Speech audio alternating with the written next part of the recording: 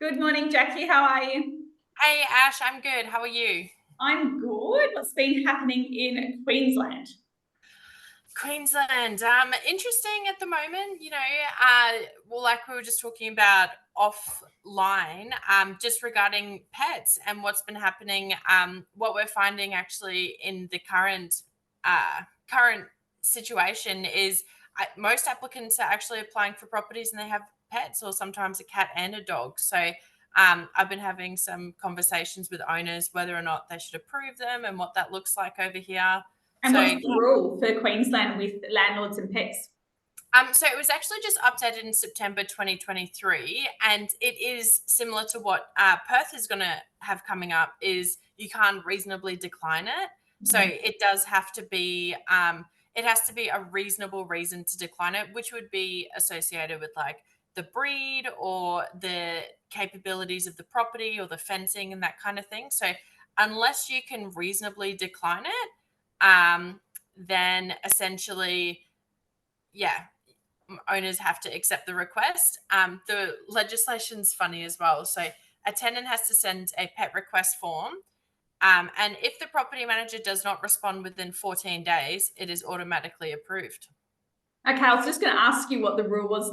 Can they just get a pet or not? So they've got to put a request through. So then, what if a tenant just gets a pet and you find out that they've got a pet? What is the process then? Yeah, well, then it would be like a unapproved occupant or unapproved pet, and then it's obviously they can, if they're going to keep the pet, they need to go down the route of getting it approved, or they are in breach of the lease agreement by not having it on the lease agreement as approved, so they are in breach. So you can pursue the issuing a notice to remedy breach, Yeah, okay. for Do you that. ever get Yeah. a problem with like multiple? Like, is there a rule as to how many pets you can have in a property? It actually is just council regulation, so Yeah. whatever's reasonable. I've got an acreage property with 6 greyhounds, but she actually like trains them, and they're council approved, and this and that, and the property's appropriate. Um, so yeah, different council regulations. I actually had just a random story just popped in my head. So one of my tenants lived on like a 950 square meter property on the Bayside, which is kind of like east side near the water. Beautiful house, beautiful tenant. And when they first moved in, they said, "Hey, we got 2 dogs, and we also have a macaw, which is like a parrot style bird." Um, and that was all fine. And they were there for about 12 months and then did a new lease renewal and everything. And then out of the blue, the council contacted the tenant and us and said, actually, it's outside of the council regulations to have a specific macaw bird. You have to be on 1,000 square meters. So the tenant ended up having to break lease. The neighbor even offered, because they liked the tenant so much, offered A bit of to land. fence. Yeah, literally. And yeah, they had to break lease, and council was really serious about it. They were calling us and harassing us a lot about it. So random Wow. I house, thought sorry. I thought you said mini cow Yeah, before, not Macau. I was going to say yeah, that's okay. big. Yeah, so it was just a parrot, but because it's council regulation, so they do have restrictions Yeah. on land size versus how many dogs or cats. Um, Yeah, yeah, so okay. I mean, because at the moment in WA, landlords get the choice whether to accept pets or not. But the new legislation coming in it will mean exactly what you've got. You will most likely have to request to have a pet, and an owner won't be able to decline without a reasonable reason. I think that there's probably only going to be two reasonable reasons that people owners will have. One will be if the strata bylaws don't allow pets in the complex, so that will be definitely something. The second thing will be I was thinking like if an owner only is renting out their home for say 6 months and has a severe cat allergy that they can prove, and they yeah, don't want their tenants having a cat because they're going to be moving back in 6 months, that to me would be reasonable. But yeah, I think that's probably going to be the only reason. And I mean, I'm not bothered by having that rule. Like, I don't mind pets. I do yeah, prefer dogs over cats because, in my same. experience, I've had really bad experience with cats. I've had Yeah, me two too.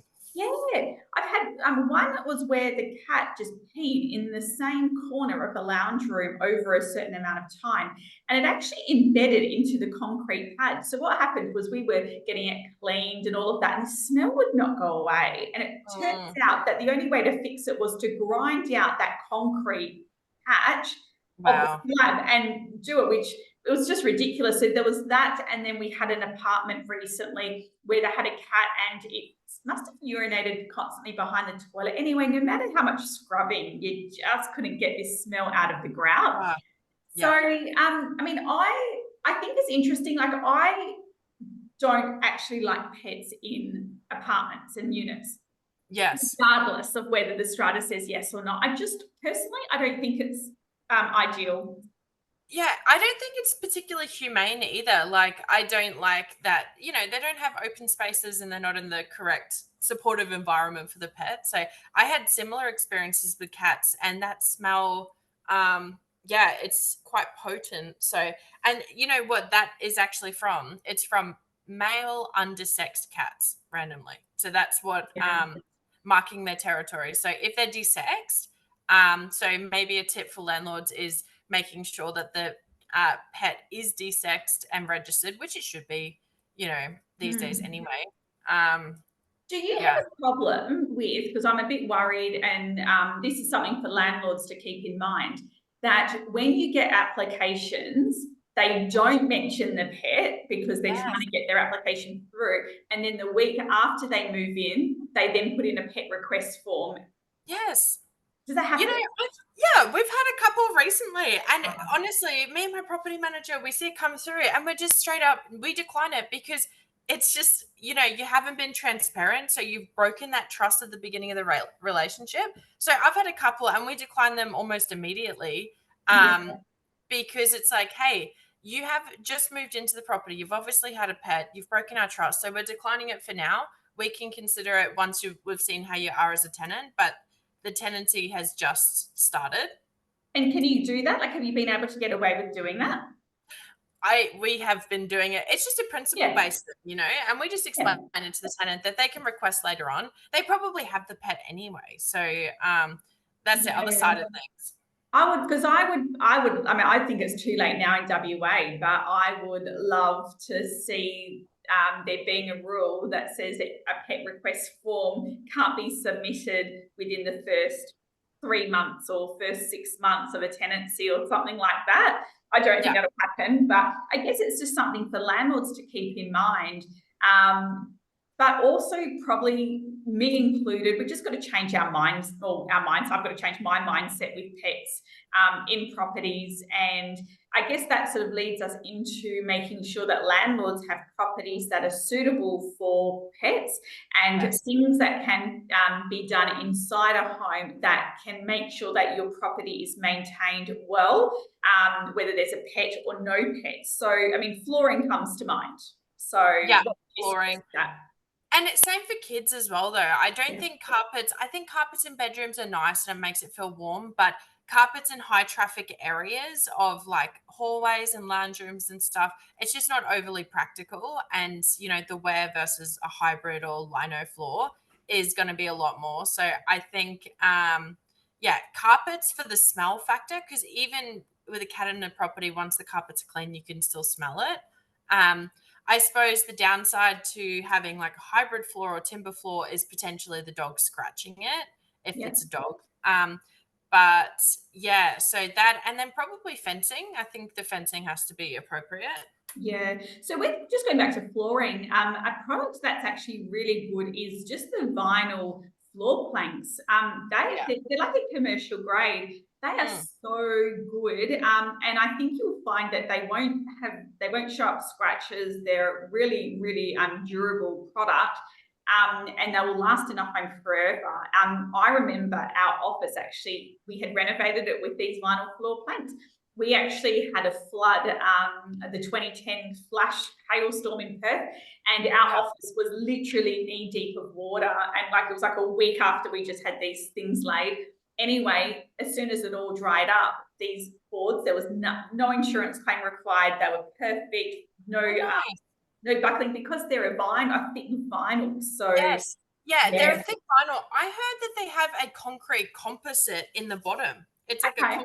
composite that makes it so wearable. So yeah, that's a great product for a rental property, definitely. Yeah, so I guess that's just something landlords keep in mind, that we are going into a world of pet-friendly properties, whether you like it or not. So let's start making those properties, your property, pet-friendly by paying attention to your fences, like Jackie mentioned, flooring, and I mean, I would go as far as just even saying having a nice to use backyard so that you can enjoy the backyard, and it encourages you and your pets to sit outside and not inside all the time. I know it's a little bit left of center, but that would probably be helpful, I think, long term. Oh, for sure. And it goes back into like the resaleability and the re-rentability of the property. If it has that owner occupier appeal, like we just recently had a property in a very owner occupier pocket of Logan, with like nice views and everything. The yard was literally sloped, so not overly usable, but no back patio or no place to sit outside to see the view. So you really, even though that's a big expenditure, that's something to consider with giving it that owner occupier appeal, to attract better quality tenants, and then obviously have that resale on the end. Yep, amazing. So if you're investing, if you're a landlord, pets are here to stay. They're not going anywhere. So make your property as durable as possible. Jackie, I'll see you next week. See you then. Bye.